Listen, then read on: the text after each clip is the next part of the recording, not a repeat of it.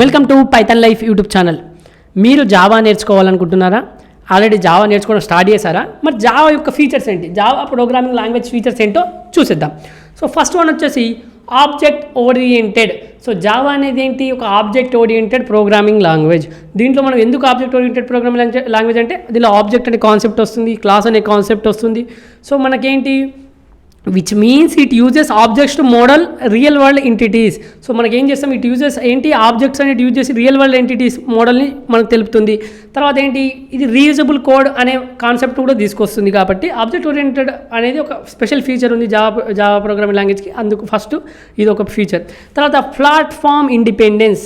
So చాలా వరకు మనకు ఏంటి ఇంటర్వ్యూలో కూడా క్వశ్చన్స్ అడుగుతారు, జావా అనేది ప్లాట్ఫామ్ ఇండిపెండెన్సా కాదని. అవును. సో జావా ప్రోగ్రామ్ ఎక్కడైనా రన్ అవుతుంది. దేంట్లో జేవిఎం ఎక్కడ ఉంటుందో, ఏ ప్లాట్ఫామ్లో అయినా జేవిఎం ఉంటే మాత్రం అక్కడ కంపల్సరీ ఇది జావా ప్రోగ్రామ్ అనేది రన్ అవుతుంది.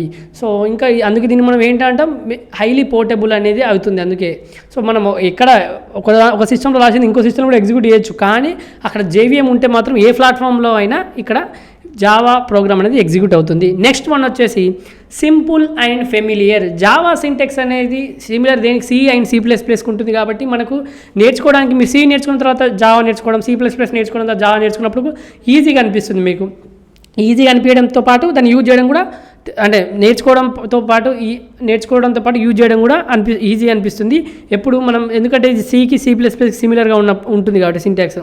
తర్వాత robust and secure. Java programs are robust because they are compiled into byte code. So Java programs అనేది రోబస్ట్ ఎందుకంటే ఇవి కంపైల్ ఇంటూ బైట్ కోడ్లో కంపైల్ అవుతుంది. తర్వాత ఇది ఇంటర్ప్రిట్ అవుతుంది బై యూజింగ్ దేంటి, JVM ద్వారా ఇంటర్ప్రిట్ అవుతుంది. ఓకే. నెక్స్ట్ వచ్చేసి multi threaded. So Java supports multi threading కావచ్చు, మల్టిపుల్ టాస్క్ని అలౌ చేస్తుంది ఒకటేసారి. తర్వాత దీనివల్ల ఏమవుతుంది, ఇంప్రూవ్ పర్ఫార్మెన్స్ కావచ్చు, రెస్పాన్సివ్నెస్ ఇన్ అప్లికేషన్స్ కూడా మనకు ఈజీ అవుతుంది. ఒకటేసారి మనకి ఇక్కడ మల్టిపుల్ టాస్క్ని రన్ చేయడానికి యూజ్ అవుతుంది. ఈ విధంగా మల్టీ థ్రెడెడ్ కాన్సెప్ట్ అనేది ఇంకొక మంచి ఫీచర్ జావాకి. తర్వాత dynamic. So Java supports dynamic memory allocation. ఇది రన్ టైంలోనే మెమరీ అలొకేషన్ జరుగుతూ ఉంటుంది ఆబ్జెక్ట్కి. సో ఇంకా ఇది మోర్ ఫ్లెక్సిబుల్ ఉంటుంది, మెమరీ మేనేజ్మెంట్ కూడా ఎఫిషియెంట్గా వర్క్ అవుతుంది దీనివల్ల, డైనమిక్ మెమరీ అలొకేషన్ వల్ల. తర్వాత distributed computing. Java has built in features for creating distributed applications. జావాకి ఒక బిల్ట్ ఇన్ ఫీచర్స్ ఉంటుంది ఏంటి, క్రియేట్ చేయడానికి, డిస్ట్రిబ్యూటెడ్ అప్లికేషన్ క్రియేట్ చేయడానికి. Making it ideal for network programming. So దేనికోసం, నెట్వర్క్ ప్రోగ్రామింగ్కి ఐడియల్ చేస్తుంది. సో అదే డిస్ట్రిబ్యూటెడ్ కంప్యూటింగ్ అనే దీనికి ఒక బిల్ట్ ఇన్ ఫీచరే ఉంటుంది అందుకే డిస్ట్రిబ్యూటెడ్ అప్లికేషన్ చేయడానికి జావాకి.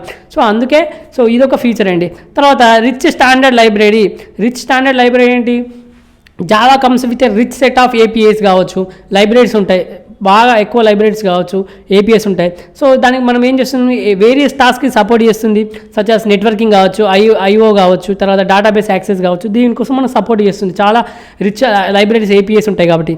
సో ఫైనల్ నేను చెప్పదలుచుకునేది ఏంటంటే, Java features make it versatile and powerful language for developing A wide range of applications. Java features ఏం చేస్తుంది, ఇది వర్సటైల్ ఉంది, పవర్ఫుల్ లాంగ్వేజ్ కాబట్టి wide range of application develop చేయడానికి యూజ్ అవుతుంది.